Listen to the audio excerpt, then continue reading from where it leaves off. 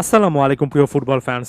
অক্টোবরে আর্জেন্টিনার সামনে যে দুটো ম্যাচ রয়েছে সেখানে স্কোয়াডে পরিবর্তন আনতে বাধ্য হচ্ছেন লিওনেল স্কালোনি এবং এই মুহূর্তে নেগেটিভ একটা খবর আছে।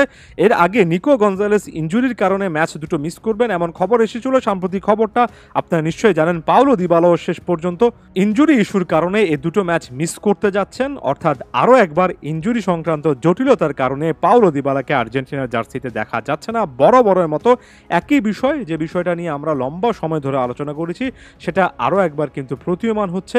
ইনজুরি ইস্যুটা পাওলো দিবালার ক্যারিয়ারের সঙ্গে অনেকটা সমর্থক শব্দের মতো লেগে আছে। যদিও পাওলো দিবালাকে কেন্দ্র করে নতুন আসার অনেক চিহ্ন এই মুহূর্তে আর্জেন্টাইন ফ্যানরা দেখতে পাচ্ছিলেন। সম্প্রতি রোমার হয়ে একটা ট্রেনিং সেশনে চোট পেয়েছেন এবং সেটা একটা লো গ্রেড ইনজুরি, অর্থাৎ অনেক বেশি দুশ্চিন্তা করার মতো কোনো ইনজুরি আপাতত মনে হচ্ছে না। তবে তাকে বিশ্রামে থাকতে হবে, যে কারণে আর্জেন্টিনার সঙ্গে ফ্লাই করবেন না, আবার হোম গ্রাউন্ডেও ম্যাচ খেলতে পারবেন না। এবং এই সময়টাতে সে পাওলো দিবালার জন্য আফসোস করা ছাড়া আসলে কোনো কিছু করার নেই এবং এটা নতুন কিছু নেই, শুরুতেই যে জিনিসটা বলেছি। অন্যদিকে নিকো গঞ্জালেসের ক্ষেত্রেও কিন্তু সিনারিওটা একই রকম ছিল। এখন পর্যন্ত তাদের রিপ্লেসমেন্টের ব্যাপারে একেবারে ক্লিয়ার কাট ভাবে স্কোয়াডে নতুন প্লেয়ার ইনক্লুড করা না হলেও টিওয়াইসি স্পোর্টস ইঙ্গিত করেছে যে দুজন প্লেয়ারের পরিবর্তে শুধুমাত্র একজন প্লেয়ারকে ডাকা হবে এবং সে নামটা হতে পারেন ভ্যালেন্তিন কাস্তায়ানোস, মাতিয়াস সুলে কিংবা জুলিয়ানি সিমিওনের মধ্যে যে কোনো একজন। এই মুহূর্তে ভ্যালেন্তিন কাস্তায়ানোসকে কেন্দ্র করে কিছুটা হলো পজিটিভ আপডেট আছে, কারণ কাস্তায়ানোস সর্বশেষ লাজিওর জার্সিতে ম্যাচটাতে জোড়া গোল করেছেন, যেখানে 4-1 ব্যবধানে নিসকে লাজিও হারিয়েছিল। অর্থাৎ কাস্তায়ানোস এ যাত্রায় সাম্প্রতিক পারফরমেন্সে হয়তোবা একটা এজ পেয়ে গেলেও যেতে পারেন। তবে আমার কাছে মনে হয় নাম্বার 9 পজিশনে যেহেতু লাউতারো মার্টিনেজ, হুলিয়ান আলভারেজের মতো অপশন আছে এবং যেহেতু লিওনেল মেসি এখানে নাম্বার 10 পজিশনে অবভিয়াসলি ম্যাচগুলো স্টার্ট করবেন, সেক্ষেত্রে সেন্টার ফরওয়ার্ড হিসেবে স্টার্টিং লাইনআপে একজনই থাকার কথা এবং আর্জেন্টিনার উচিত এখানে মাতিয়াস সুলের মতো যে কোনো একটা প্রোফাইলকে, বিশেষ করে উইঙ্গার প্রোফাইলকে এখানে দলের সঙ্গে ইনক্লুড করা। কারণ নিকো গঞ্জালেসও যে প্রোফাইলটা বিয়ার করেন সেটা উইঙ্গার প্লাস একজন মিডফিল্ডার যার ডিফেন্সিভ অ্যাবিলিটি আছে, তবে উইঙ্গার প্রোফাইলটা এখানে স্পষ্টত প্রমাণিত। তাই মাতিয়াস সুলে যদি ইনক্লুডেড হন তাহলে আমি অনেক বেশি করে খুশি হব।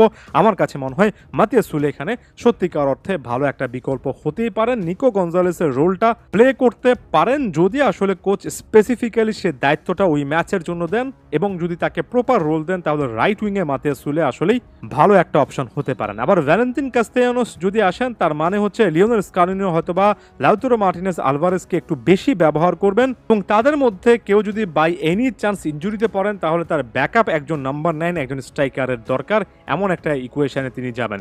যদি জুলিয়ানি সিমিওনেকে তিনি পিক করেন শেষ পর্যন্ত, তার মানে হচ্ছে তিনি হাই ওয়ার্ক রেটের একজন ফুটবলারকে, অর্থাৎ নিকো গঞ্জালেসের একেবারে লাইক ফর লাইক সাবস্টিটিউট হতে পারেন এমন একজন ফুটবলারকে প্রেফার করছেন। পুরো ব্যাপারটা আসলে নির্ভর করছে কোচ কি চাচ্ছেন, কি টাইপের স্ট্র্যাটেজি মাঠের মধ্যে সাজাচ্ছেন। এখন পাওলো দিবালার পরিবর্তে কাউকে না ডাকারও স্পেসিফিক একটা কারণ আছে, সেটা হচ্ছে লিওনেল মেসি প্রপার নাম্বার 10 হিসেবে খেলবেন। এই মুহূর্তে লিওনেল মেসি যে পজিশনে খেলেন সেই পজিশনে খেলার মতো ক্লাব পারফরমেন্সের ভিত্তিতে একজন জিওমানি লো চেলসো আছেন যিনি কিনা সেন্টার অ্যাটাকিং মিডফিল্ডে খেলতে পারেন, একজন নিকো পাজ আছেন, এমনকি ভ্যালেন্তিন কার্বনি যাকে সিলেক্ট করা হয়েছে তিনিও কিন্তু কাছাকাছি রকমের একটা পজিশনে সত্যিকার অর্থে ভালো করতে পারেন। অর্থাৎ এখানে দিবালার রিপ্লেসমেন্টের জন্য আসলে স্কোয়াডে যথেষ্ট প্রোফাইল আছে, সেদিকে যেতে হবে না। আসলে ফুটবলের যে ট্যাকটিক্স সেটা সাজেস্ট করছে যে নিকো গঞ্জালেসের রিপ্লেসমেন্ট এখানে খুঁজে বের করতে হবে যদি স্কালোনি 4-4-2 ওই সিস্টেমটা ব্যবহার করতে চান। হ্যাঁ, Scaloni is a 4-4-2 coach.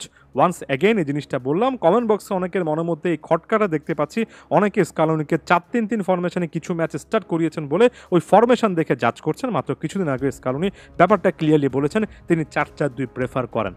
Paulo দিবালার view point থেকে চিন্তা করলে ব্যাপারটা হতাশাজনক, তবে সে হতাশাটা কেটে যেতে পারে যদি একজন ইয়াংস্টার প্লেয়ারকে এ জায়গায় প্রমোট করা হয়। দেখা যাক স্কালোনি সে পথে এবার হাঁটবেন কিনা, এবারের প্রতিপক্ষ যারা সেই বিবেচনায় আমার কাছে তো মনে হয় হাঁটা উচিত। আপনারা কি ভাবছেন সেটা অবশ্যই জানাবেন।